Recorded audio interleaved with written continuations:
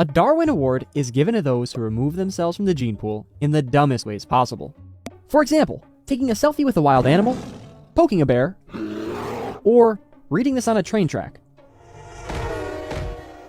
But humans aren't the only animals that have earned these awards. The fossil record is full of prehistoric animals that died in the most brutal, unlucky, and downright stupid ways. But it's exactly these kind of deaths that let us witness behavior from animals we'd otherwise know almost nothing about.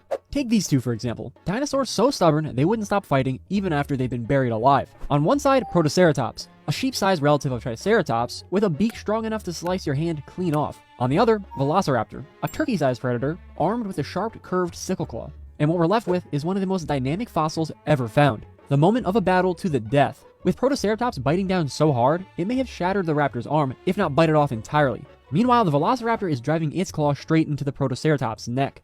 Now this is one of the only times we've seen active predation in the fossil record, but what it suggests is even crazier.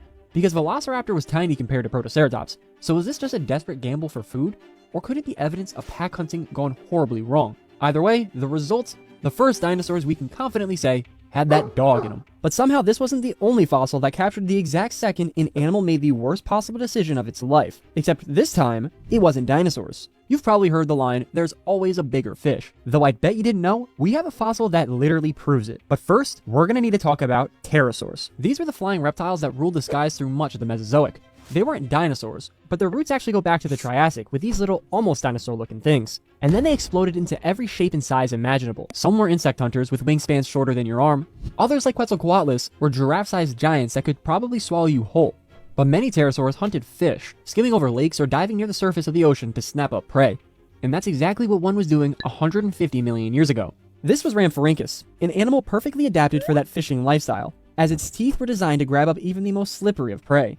Except this fishing trip didn't end the way it was supposed to. This fossil shows the pterosaur swooping down, grabbing a fish, and legitimately mid-swallow, a long spear-snouted fish, Aspidorhynchus, drove its jaws straight through the pterosaur's wing, dragging both animals underwater. But the dumbest part of the whole thing, the fish was just way too small to actually be hunting the pterosaur.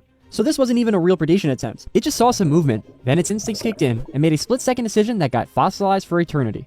And this wasn't just some freak accident either. Paleontologists have actually found a few other fossils of the exact same thing. Altogether, it comes up as one of the dumbest food chain fossils ever. A fish in a pterosaur in a fish.